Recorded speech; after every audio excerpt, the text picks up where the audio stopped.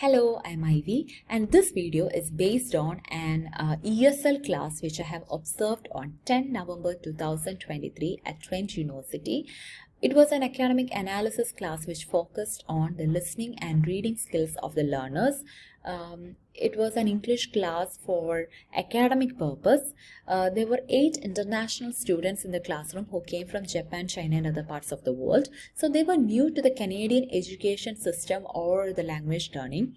In the beginning of the class, the instructor had given some time for the students to discuss about an assignment which they had submitted on the previous day, and she even gave some tips which they can consider when they are doing the next assignment. After the initial discussion, she gave a clear plan of what they were going to do in the classroom. So she completed 2 tasks in the classroom. The first one was the end of unit reflection. So it was the last day of unit 3, which was about computing and information. So she gave a set of self-reflecting questions which the students were expected to answer based on their understanding of the lesson. I think this was a formative assessment which helped in assessment for learning and assessment as learning. So both the teachers and the learners are equally benefited from such an activity, because the teacher will get an idea about how much the student understood the lesson, and she can plan her next lesson based on that. And it helps the learners to have some control over their own learning process. It will help them to think critically and be independent learners. For example, one question was, name 2 things that were new or surprising to you about this unit.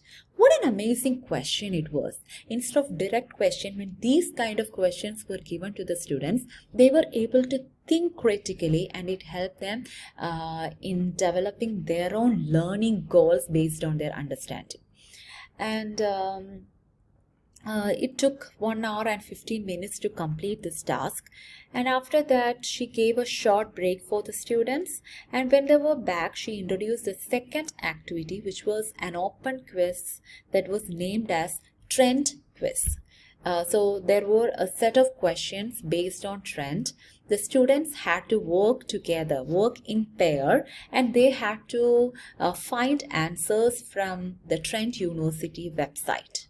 These kind of activity are preparing students to familiarize with the environment they study.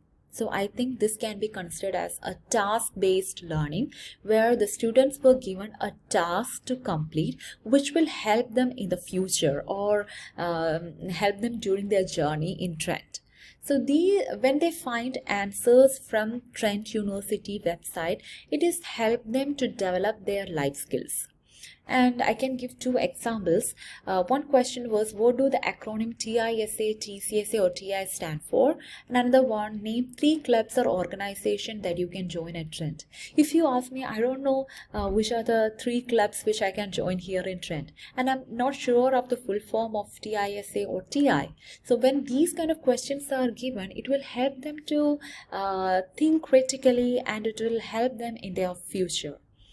And it's a task-based learning, and at the same time it was an communicative-based language learning, because when they were working together, they are communicating with each other, and this will help them in enhancing their communication skill, vocabulary, their ability to work in group, and they will be able to collaborate with their peer, and it will develop their confidence. And altogether, it was a student-centered classroom with the instructor playing the role of a facilitator and guiding the students. She gave some instructions in the beginning, and she had no involvement in between. The class was completely student-centered, where they came up with their own answers with less involvement from the instructor. Some of the positive things about this class. First one was the student autonomy, like the student-centered classroom. The second one was the self-reflection at the end of unit. I found that really interesting and innovative, which I really wanted to adopt in my future classroom. And two drawbacks which I felt. The first one was the less involvement of the instructor. As as I said, it was a student-centered classroom, but at the same time, considering the level of the students, I think she could help them in between by guiding them during their pair activity. Second one was that for the first activity it took 1 hour and 15 minutes, which I found really long.